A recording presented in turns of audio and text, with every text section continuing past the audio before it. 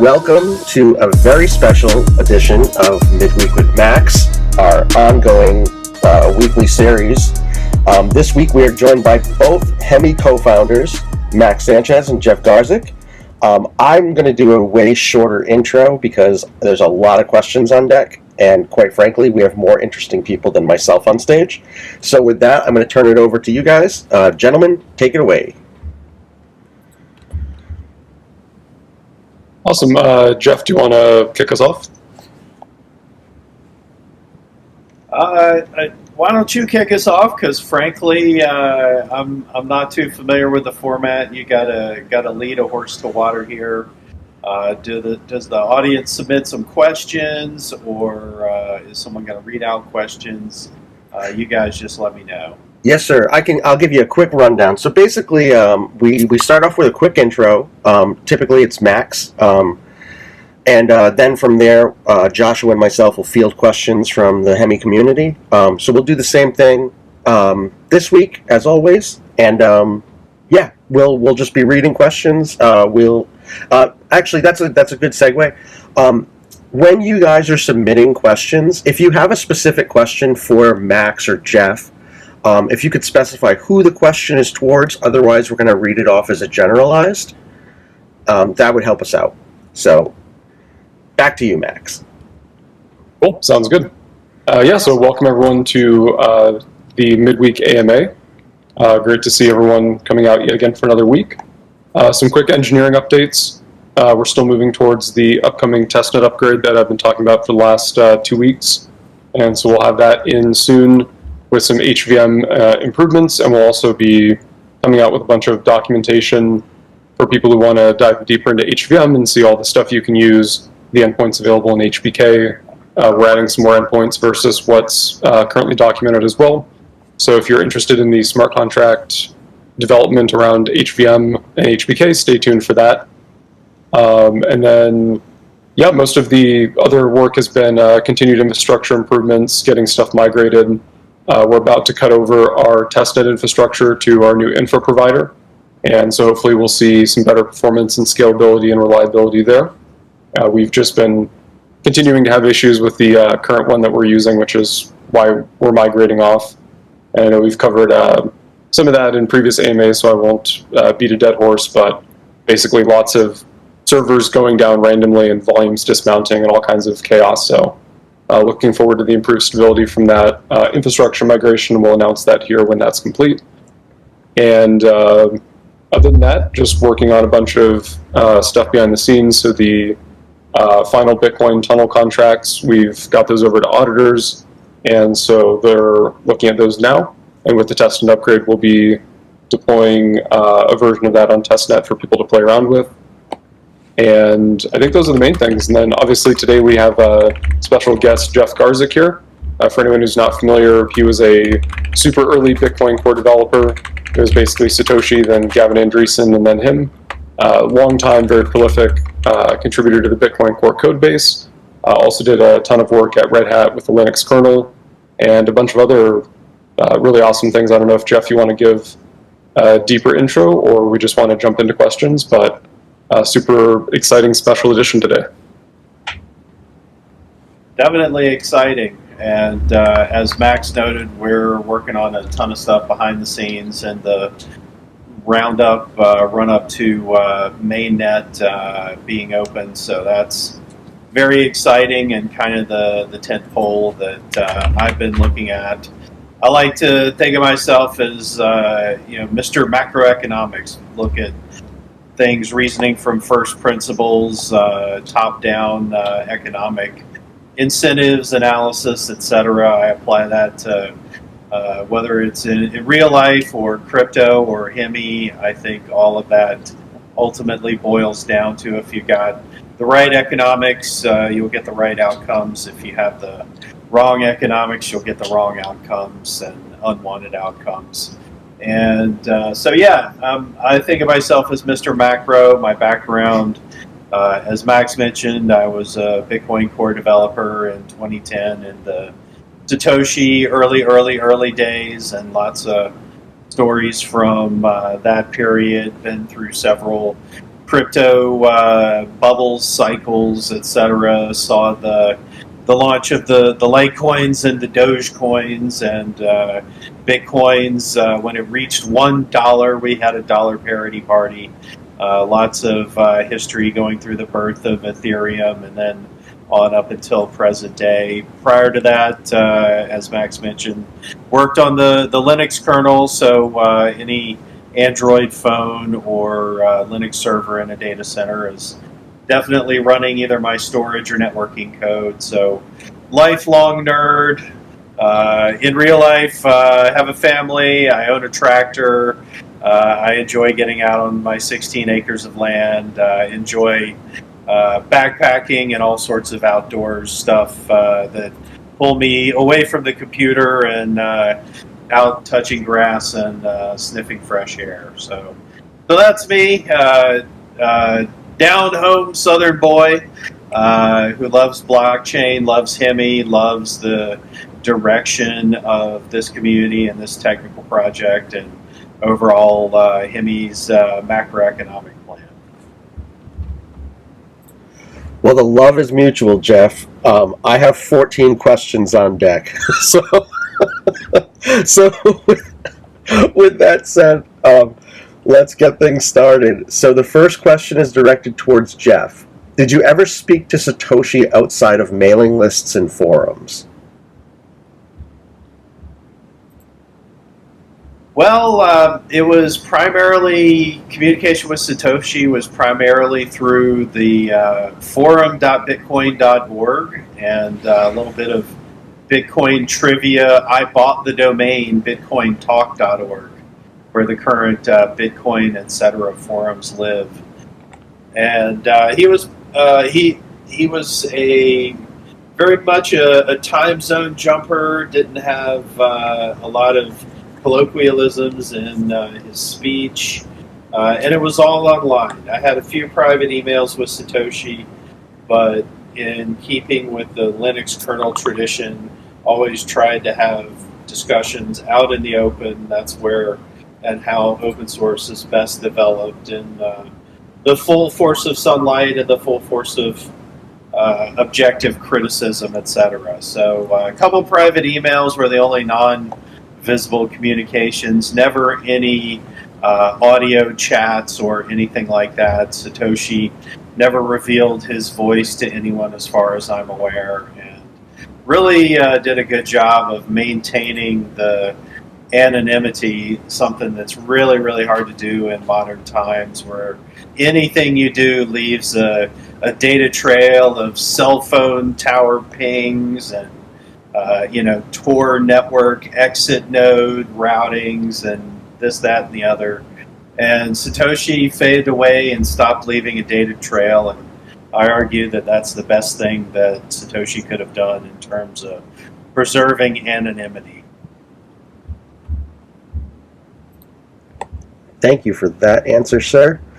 We are going to take one from the incoming, from Hadu, one of our community moderators.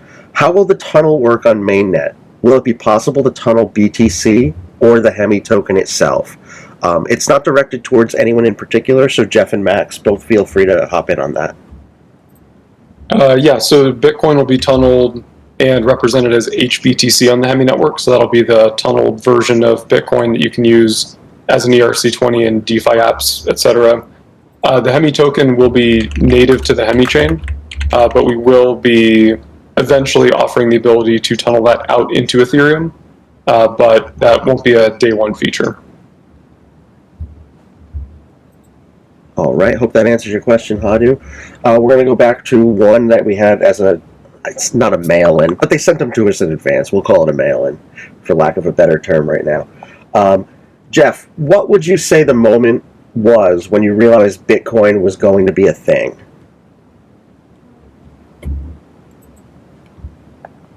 First second I learned about Bitcoin, I realized Bitcoin was going to be a thing. My story is that I've been waiting and waiting for something like Bitcoin to arrive or be generated or be created. I love science fiction. I love science fiction novels. one of the, it's not high quality fiction, I will admit, but one of the series of novels that I read in the 1990s was based off of a cyberpunk-like D&D game called Shadowrun. And there were a number of novels that were a tie-in to the, I think it's called a TRPG, tabletop role-playing game. And Shadowrun's novels described what's essentially a cryptocurrency. Shadowrun described two fictional characters exchanging money in the novel, and it was described as one character handing another a cred stick, and that would transfer 1 billion new yen from the payer to the payee to the recipient. And that was fully realistic, in the earliest days of the internet, just no one had built it yet. So I knew that something like a global currency that crossed national borders and crossed, legal jurisdictions was inevitable. It was in it kind of, you Google emergent behavior or inevitable discovery, that's what the category of decentralized currency would be falling into. So I knew it would come. I didn't know what form it would take, but I knew it was inevitable. And so I knew what to look for. Then in January of 2010, on the News for Nerds website, /.org, there was Bitcoin, a decentralized currency. That was in early July of 2010. And myself and a number of other early Bitcoin developers and entrepreneurs found Bitcoin from that one /.org News for Nerds post. I downloaded it. It was open source. I could, as a software engineer, open the Bitcoin source code, read the Bitcoin source code, convince myself that it really was decentralized and not just, say, 5 servers in an AWS data center. And therefore, it was real. And so the minute I read the post, downloaded and skimmed the source code, I knew that it was something that would have staying power if, and this is a big if, assuming that governments would not just globally outlaw it then and there. Thank you for that response. And quick side note, I was obsessed with Shadowrun and Rifts. I was in a campaign for like 10 years. So you totally hit all my nerd buttons on that. Thank you for that. Here's one from Miracle. Will Hemi hatchlings be available to mint on mainnet? And will they be useful in the future, or are they just for fun? We will definitely do something with them for mainnet, but exactly what that is still TBD. But stay tuned. But yes, you will. If you have a Hemi hatchling, you will get a something for that in the mainnet network. Awesome. From one of our community mods, No Tears. When will it be possible to run your own BFG daemon? And can I run one myself? Good question. So we're actually one of the smaller open things we're working on right now. We just got a PR in for is being able to run your own BFG node that connects to another upstream one. So you could go and you could run the full Hemi stack if you wanted to, but that'll allow you to just run a BFG node in isolation for pop mining or Bitcoin finality information. So short answer, yes, you'll be able to run it, and you'll also be able to run it just standalone without any of the other daemons or infrastructure normally required. All right. I'm looking forward to setting up my own independent from Hemi Labs mainnet node, and it sounds like I'm in competition with some of the community to see who will do that first. And we also have some nice Docker containers, so we'll post more details on it soon, but we've gotten everything down to basically running a Docker compose command, and it spins up an Ethereum daemon, a Bitcoin daemon, opnode, opgeth, BFG, BSS, and so it gives you a full stack in a box, if you will. So stay tuned, news on that coming out soon. Well, I hope the competition is on, because that sounds awesome. I got a couple for both Max and Jeff. Does Hemi plan to have any Does Hemi plan to have any meme coins at the beginning of mainnet? The meta answer is we want to enable everyone to create meme coins on Hemi.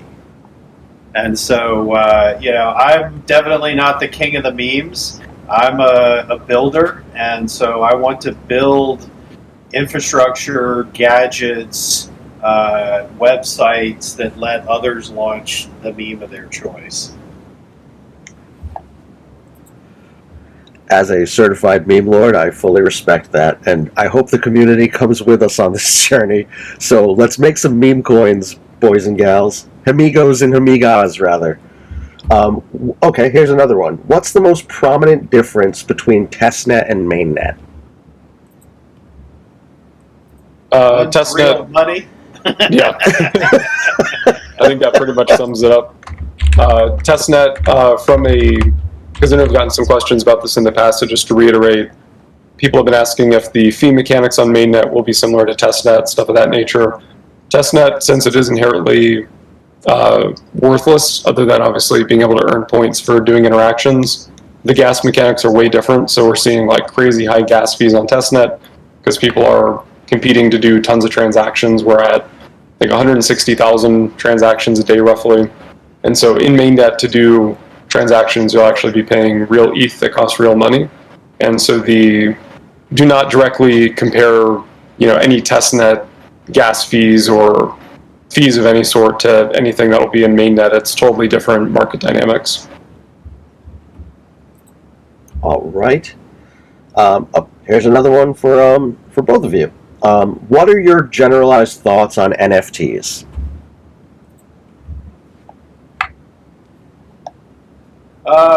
For myself, it's inevitable. It's a tool. I'm more of a builder of infrastructure than a creator, an artist, etc. I look with envy upon those that have vast artistic skill and can execute, whether it's a hand drawing or generative AI. I love the artist because I'm not an artist myself. But we have fungible tokens, and therefore we have non-fungible tokens. So to me, as a technologist, that's just the inevitable reverse side of the coin, pun intended, is you need something to represent concert tickets, to represent individual art prints, or any of the other use cases that people are exploring. So I'm pro innovation, and that means you'll have many more experiments, including failed experiments, but that's the glory of creation itself, is you got to try, and some of those tries are going to succeed, some of those aren't.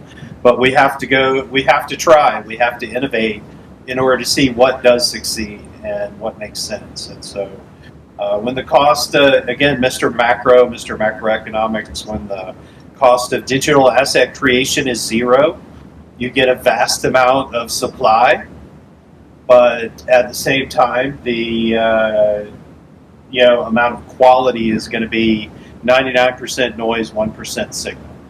And that's just natural and normal, and we want to have permissionless networks and near zero cost of digital asset creation to enable Stanford University students and people who live in families that make $2 a day, as accessible and real as we in the first world who are digital natives.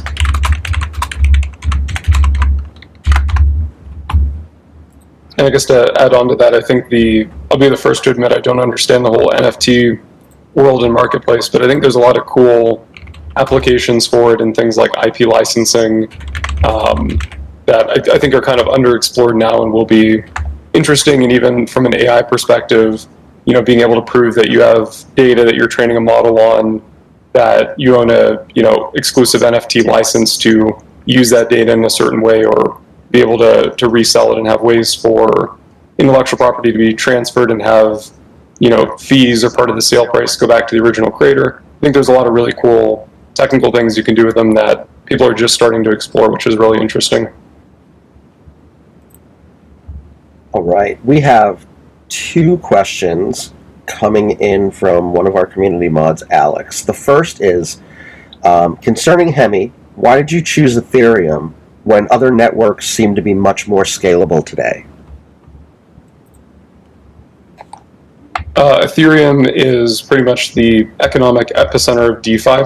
Obviously, there's tons of stuff going on Solana, and they kind of serve different markets. But if you want to build something that has access to the highest diversity of types of assets, protocols, infrastructure, Ethereum is definitely the place to do that.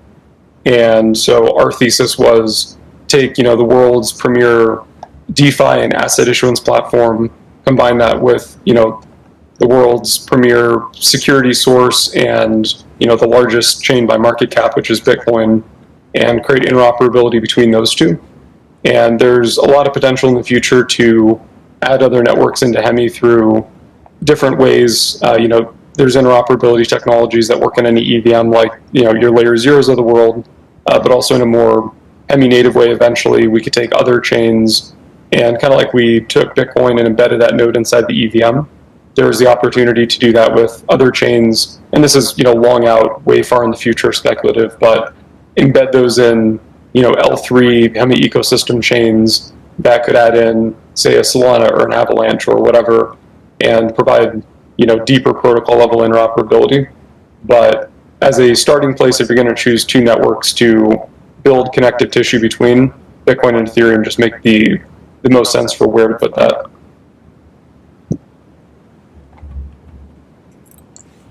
All right. I hope that answers your question. To follow up, we have one for Jeff. I'm going to try to say this without screwing up any of the words because it's a little lengthy, so please bear with me.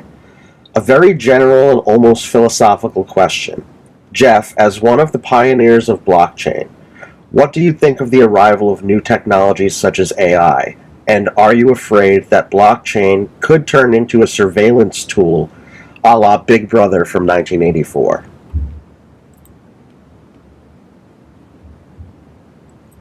Good question. I'll approach it from this direction. Many years ago, I think circa 2014, 2015, there was an early push for blockchain plus healthcare. And knowing how, as I do, how medical records are stored and transmitted in the United States, it's absolutely feels like the steam engine era all over again.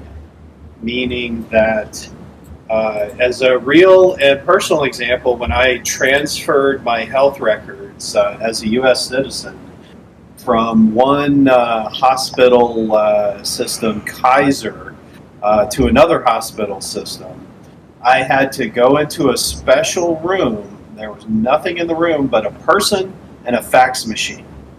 And I handed my physical, printed on paper medical records to that person whose only job was to punch a telephone number into the fax machine and fax my medical records to another doctor's system. It was absolutely steam engine, very pre-computer, even in a computer age. This was like 5 years ago now or so. And the attempt to shoehorn blockchain into healthcare was, in my view, kind of wrong-headed. You don't want to put personally identifying information on a blockchain. You don't want to put social security numbers, biometrics, incredibly personal health and health treatment details on a blockchain that's inherently public. And so privacy is incredibly important, whether that's end-to-end encryption or ZK type technology or homomorphic encryption. All of those serve the cause of privacy. And privacy absolutely has to have primacy in terms of the highest of high-level human rights. Because if you don't have privacy, then it, yes, can lead to some of the more pessimistic Orwellian scenarios.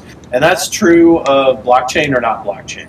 and we risk, I think, straying into a 30-minute lecture on philosophy and privacy if I keep going. But my general philosophy is that we need privacy, and that applies to AI and other emerging technologies. If I'm going to have a conversation with an AI agent that's then going to spend Hemi on the Hemi blockchain, I don't want that conversation recorded for all to hear and see for all time. And that goes for tons of private information, whether it's private financial, private health, or just the ability to discuss politics in private, which was something that historical note is goes all the way back to the founding of the United States of America. In modern lingo, the founding fathers of the United States, they were anon-posters. They were anonymous, and they wrote something called the Federalist Papers, describing what would eventually become the United States of America under assumed anonymous names. And so, that just goes to show privacy is just as important then, maybe even more important now, today, in modern times with digital technology. So I don't think it's anything special with blockchain. I think, pick your new technology, AI. AI is going to need some privacy. Blockchain is going to need some privacy.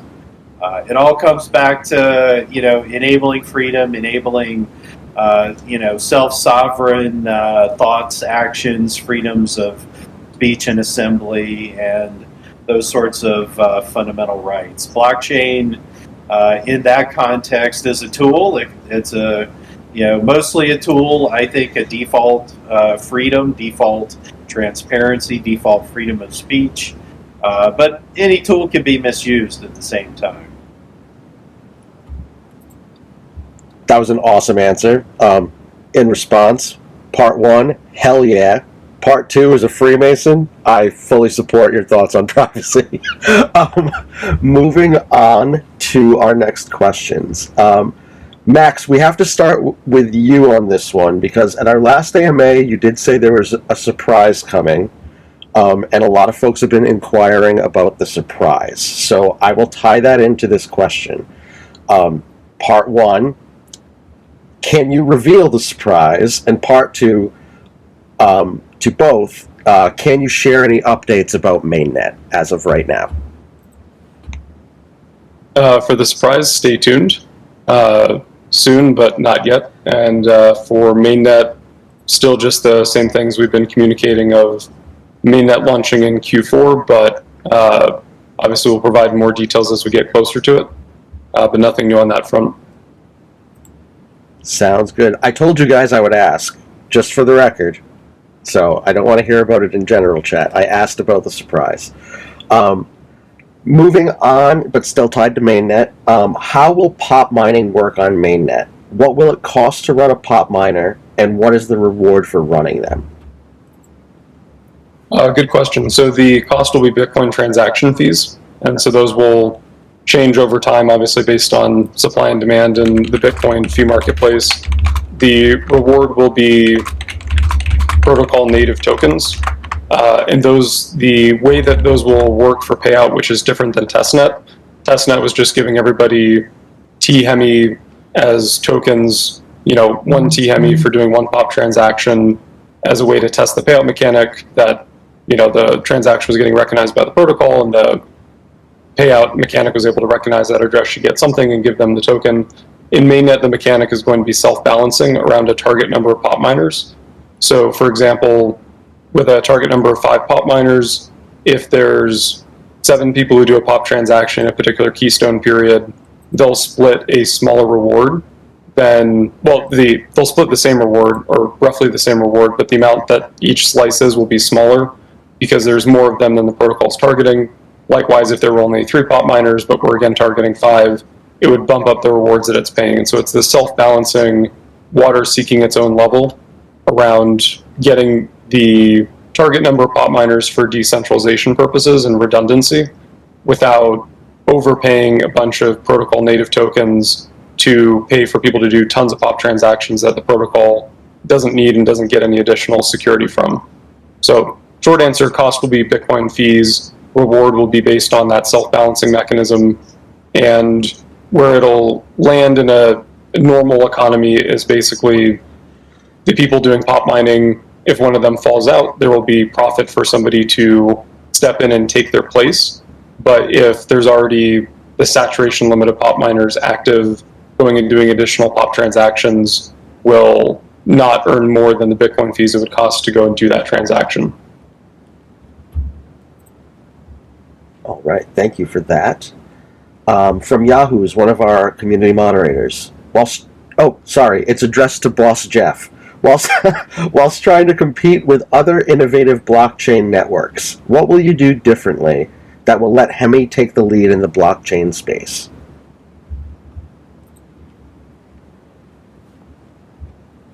In this case, I'm less specific and more Mr. High Level, Mr. Strategic. Find the amazing marketers and the amazing marketing that provides the most energy, and energize those specific individuals, community members, marketing partners to do their thing.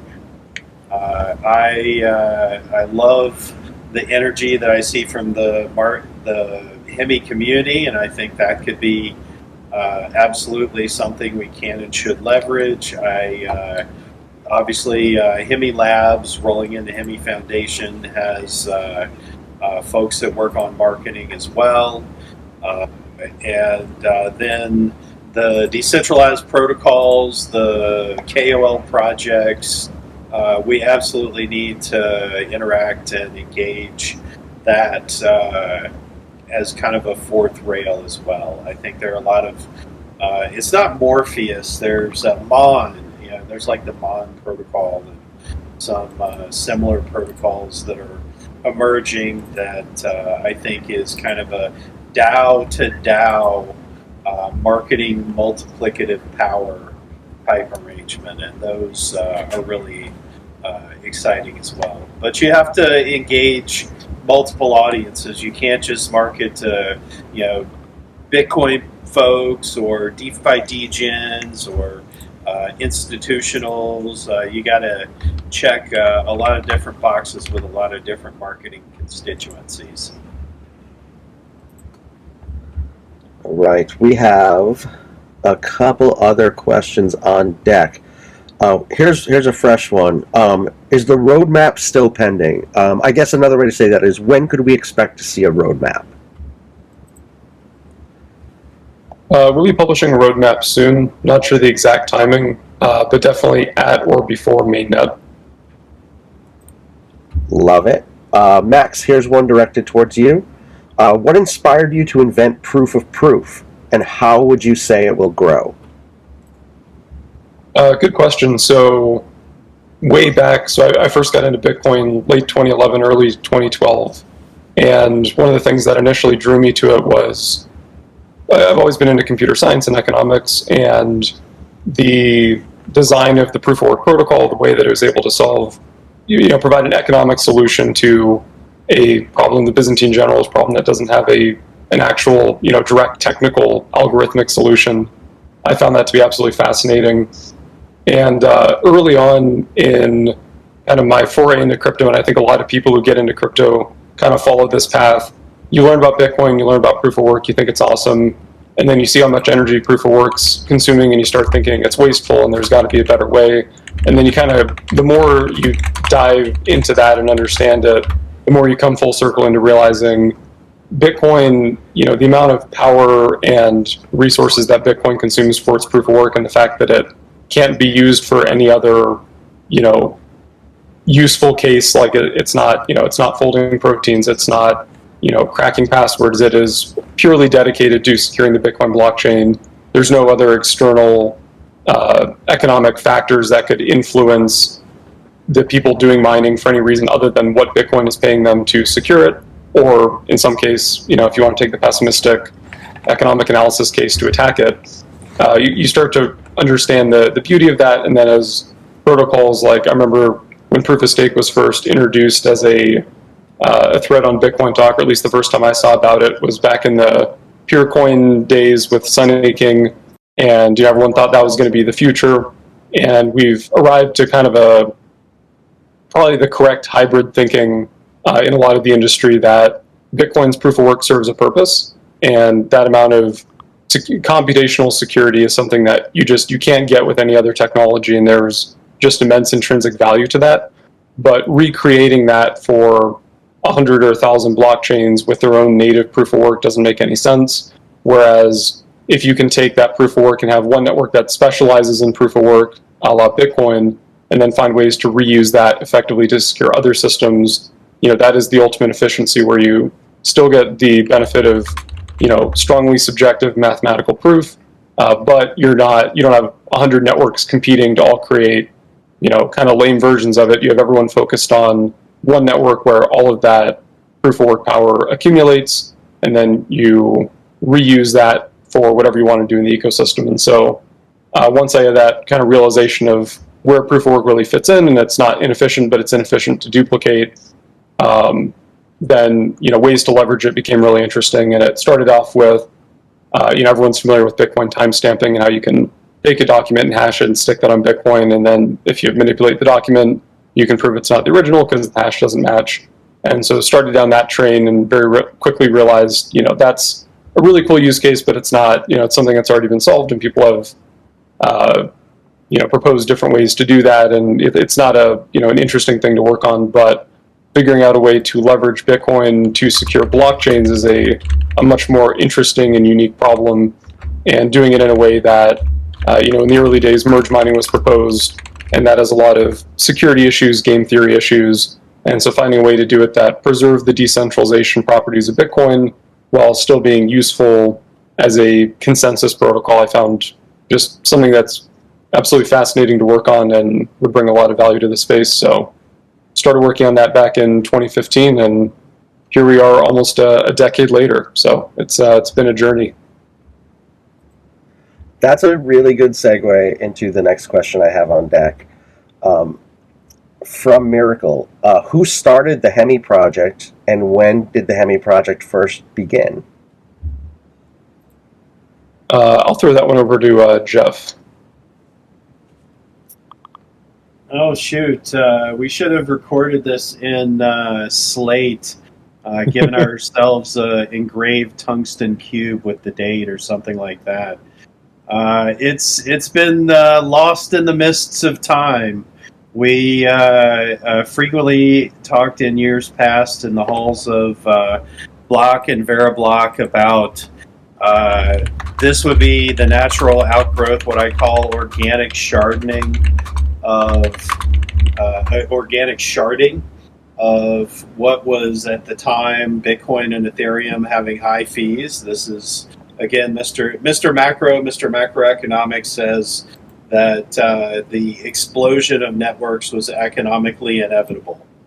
And so just like Bitcoin, I knew that something like Bitcoin would be created inevitably. As I was reading my Shadowrun books in the 1990s, I knew that we would inevitably need this set of L2s, and in particular something that married Bitcoin and Ethereum both. And so I think the earliest ideas were years ago, and these things just we're a bunch of builders over at Block, which spawned Hemi Labs, and the idea has been slowly boiling, and the macroeconomics of the market really turned that slow boil up into let's do it now, let's build it, and let's release it to the world. Notably, unlike other projects that they raise VC money on a pitch deck and an idea, and then they ask for money to build it, we build first, and then we take that to market. And so I think that's a very strong builder-centric order of operations. And but the specific date, I probably put it difficult to throw a dart at a calendar. I'd say it really started ramping up a couple of years ago. All right, we have a really good question, but also a meme question that someone sent me. We'll start with the really good one and save this one for immediately after. With all the partnership announcements coming out, the marketing team seems busy with all of this. Can we expect to see you at any events in the near future? I believe that's towards Max and Jeff. I don't have the exact event list, but I know we're definitely looking at, oh gosh, I forgot where it is. There's an event early December that we're looking at somewhere in Asia. I think there's actually 2 events in December in Asia we're looking at. So definitely, yes, you'll see us at events. And I know last week somebody recommended, I think, one that was in India that was coming up that could be interesting. So if you do have any suggestions of events you think are interesting, definitely let us know and we'll at least add them to the list to track. But you'll definitely see us at events in the near future. All right, this one is specifically for Jeff, and I can't believe someone's making me ask this, but hey, what the hell? That's showbiz, baby. Jeff, what other fun facts do you have to share about breakfast muffins? I'm going to leave that as a teaser. It's going to be an answer to a Hemi-related puzzle. And so I say things not only to amuse myself and amuse the crowd, but also everyone who tunes in and remembers what the heck I typed. That will be an answer to, say, Hemi Hatchling's puzzle unlock or something in the near future. Okay, so everyone remember the brand muffin density question. Otherwise, you'll be sorry. It's what I'm getting from that. Let's see. Oh, here we go. Come mainnet, will it be possible to swap between ETH and BTC?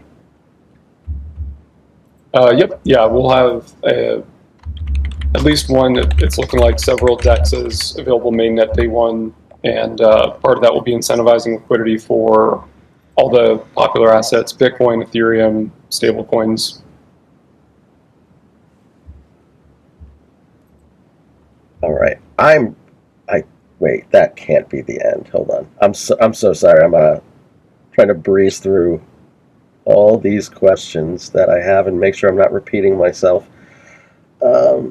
Here's one. Okay, so we've addressed meme coins in general appearing on mainnet. We heard from Jeff and Max on this, but generally speaking, what do you both think about meme coins? Do you think there's a future for it, or do you think it's kind of I'm trying to read that. Summarized as, is there a future, or do you think they have a shelf life? I think individual meme coins absolutely have a shelf life. Meme coins as a category have a shelf life? That is, it's a really interesting monetary history. Let me sum up rather quickly. One of the reasons why cryptocurrencies got an early launch in the United States of America specifically is that, unlike other countries, the United States had a history going back to the early 1800s of private money. Banks in Iowa and Nebraska would issue their own currencies, and that was redeemable at a specific bank in Nebraska, Iowa, etc. And so other countries have laws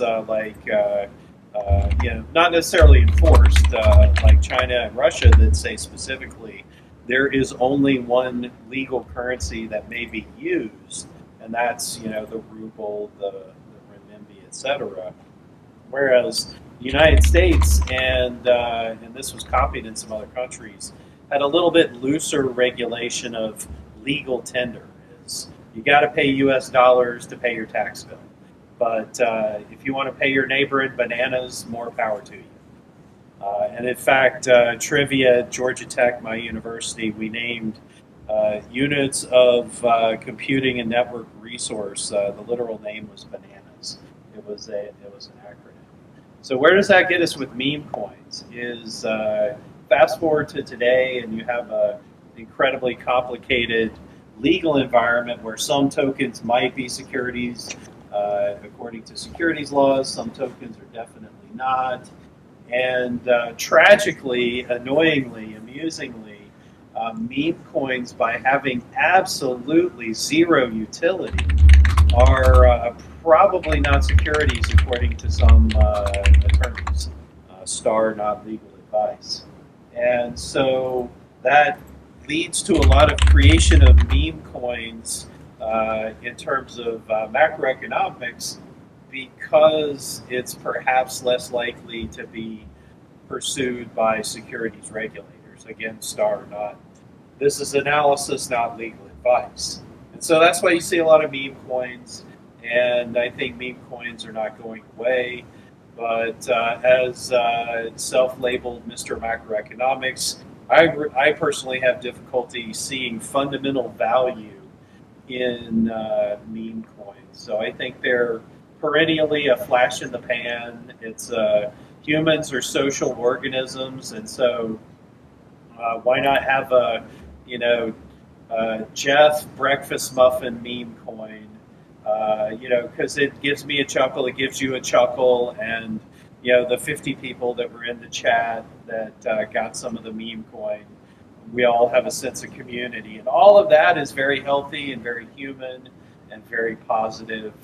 So meme coins, incredibly interesting history and use case, but again, personal opinion, not speaking for the Hemi team. I have a tough time seeing the fundamentals of any one specific meme coin. How about you, Max? Do you share Jeff's thoughts on that, or what do you feel about meme coins? It was actually directed towards both of you. I definitely agree with pretty much everything Jeff said. I guess it's possible for meme coins to reach escape velocity in some sense, where they get enough utility or enough community inertia that they could be self-sustaining. I think it's very uncommon, but Doge, maybe we'll see where it lands in 10 years, but could be an example of that. But most of them definitely have a shelf life, and you could argue once a meme coin reaches escape velocity, it's no longer a meme coin, it's just a coin. So I don't know, I don't want to get into a semantic argument, but I think it is possible for them to be long-term, but very, very rare, and that thesis has yet to be proven for sure. All right. Quick question for the community. Who's going to make the Jeff breakfast muffin meme coin? One of you need to hop on this immediately, because it'll be hilarious. We have actually come to the end of our questions, gentlemen. So I'll just give it one more shot. Does anyone have any further questions, or are we wrapping this up? Going once. Oh, Potter's typing. He's either going to make fun of me or ask a question. The suspense is killing us. Oh, here we go from Alpha. Where is the Hemi team operating from? We are all over the place. Some people in the US, Joshua's in Australia. We have some people in Europe. I think maybe somebody in Asia. So we're very remote, highly decentralized. The special announcement Max was hinting at, I'm operating from Mars. I was actually on the first Starship. That's true. I didn't know you were allowed to reveal that yet. The internet connection is great. We can hear you perfectly. It's fantastic. It must be Starlink, right? Well, that's a special announcement, everyone. Speed of light. Here we go. Will more testnet tasks be added? Yep. The one upcoming one that's for sure will be some various stuff with the Bitcoin tunnel. So tunneling Bitcoin over, we may do something for people running their own vaults and custodianship as well. But TBD on whether we incentivize that or not. We may have some partners deploy some stuff on testnet that could also be added to the points program, but still talking with partners and seeing which ones make sense to do testnet deployments. A lot of people just like to go directly to mainnet. And obviously some partners like, there's nothing we can really incentivize around, just an Oracle provider. It has to be a app on top of it that does something interesting with it. So stay tuned, but there will at least be the Bitcoin tunneling related tasks added in the near future. Hadu, for the record, I'm very proud of you for asking a question, not making fun of Joshua and I. But Jeff did address it in the comments, that it will be unlocked. Is there a headquarters of Hemi? And if so, where is it? From Avi, one of our community mods. Not really. I mean, I don't know if Jeff, you want to speak to like foundation structure or anything, but it's a decentralized Web3 company in the sense that there's not like a headquarters in any useful sense of the term. It's not like Avengers Tower, unfortunately. But I claimed the United Nations headquarters building in New York City for the sake of Hemi. Someone log me into Foursquare and I'll be the mayor. You heard it here first. I'm so here for this. All right, with that, we are going to wrap things up. So before I turn it back over to our co-founders, I just want to give a special thanks to all of our community moderators out there doing the Lord's work. Ajit, Alex, Avi, Creator, Foxstar, Funky Sasquatch, Hadu, Koki, Lyco, No Tears, Yahoos, and YYG. Thank you all so much for what you do, especially now that you're doing tickets as well, because we all appreciate that, especially the engineering team. Before I wrap up, I just want to give a very special thanks to Jeff for joining us today on our weekly AMA. I hope everyone is excited as I am about this. I can feel the enthusiasm from the community. It's really awesome that you joined us today. We all really appreciate it. And with that said, I'm going to turn it over to Max, Jeff, and Josh for outros, but thank you all so much. Awesome. Thanks everyone for attending. Okay. Yeah, go ahead, Max. Sorry. Oh, no worries. Yeah, thanks everyone for attending. Great to see a lot of familiar faces. And this was definitely the most fun AMA we've had yet. So glad everyone was able to attend, and definitely thanks to Jeff for being able to make it out. And thanks to my amazing co-founder, Max. You guys only get to scratch the surface of all the yeoman's work that Max is putting in and day out as CTO, getting this stuff built, debugged, launched, synchronized, audited, checkbox, just to deliver quality software that we know you'll love and enjoy. So all kudos to Max, to Rick, to John, to Josh, to the entire team, to the entire community. It's fun to participate in some of these events and get to see some new nicks for the first time and learn who the community mods are and stuff as I start to drop into Discord more and more. So thanks for the invite. Thanks for being a great community. And thanks most of all for enjoying and helping to build Hemi. Thank you so much, Jeff. Does that mean we'll see you back in one of these at some point? Perhaps. It depends if I can get Starlink on my tractor. That's reasonable. And it depends on the brand muffin meme coin, so we better see one. Dun, dun, dun. All right. Thank you all so much. Have a great day. Thank you, as always, and we'll see you in general. Take care, all. Awesome. Thanks, everyone.